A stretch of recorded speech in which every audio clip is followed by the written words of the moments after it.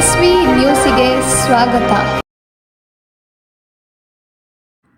ದೇಶಾದ್ಯಂತ ಗಣೇಶ ಚತುರ್ಥಿ ಸಂಭ್ರಮಕ್ಕೆ ಸಿದ್ಧತೆಗಳು ಜೋರಾಗಿರುವ ನಡುವೆ ಪ್ರಧಾನಿ ನರೇಂದ್ರ ಮೋದಿ ಅವರು ಮತ್ತೊಮ್ಮೆ ಪರಿಸರ ಸ್ನೇಹಿ ಗಣೇಶೋತ್ಸವ ಆಚರಣೆಗೆ ಕರೆ ನೀಡಿದ್ದಾರೆ.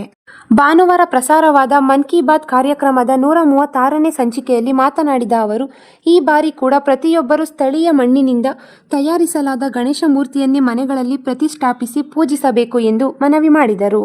ಕಳೆದ ವರ್ಷದ ಮನ್ ಕಿ ಬಾತ್ ಕಾರ್ಯಕ್ರಮದಲ್ಲಿಯೂ ಇದೇ ವಿಷಯವನ್ನು ಪ್ರಸ್ತಾಪಿಸಿದ್ದನ್ನು ಸ್ಮರಿಸಿದ ಪ್ರಧಾನಿ ಮೋದಿ, ದೇಶದ ಮಣ್ಣಿನಿಂದಲೇ ರೂಪಿಸಲಾದ ಗಣೇಶ ಮೂರ್ತಿಗಳಿಗೆ ಆದ್ಯತೆ ನೀಡುವಂತೆ ಕೇಳಿಕೊಂಡಿದ್ದೆ.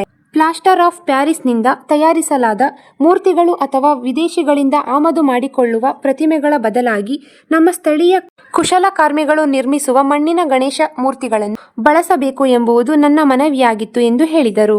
ಕಳೆದ ವರ್ಷದ ಮನ್ ಕಿ ಬಾತ್ ಕಾರ್ಯಕ್ರಮದಲ್ಲಿಯೂ ಇದೇ ವಿಷಯವನ್ನು ಪ್ರಸ್ತಾಪಿಸಿದ್ದನ್ನು ಸ್ಮರಿಸಿದ ಪ್ರಧಾನಿ ಮೋದಿ, ದೇಶದ ಮಣ್ಣಿನಿಂದಲೇ ರೂಪಿಸಲಾದ ಗಣೇಶ ಮೂರ್ತಿಗಳಿಗೆ ಆದ್ಯತೆ ನೀಡುವಂತೆ ಕೇಳಿಕೊಂಡಿದ್ದೆ.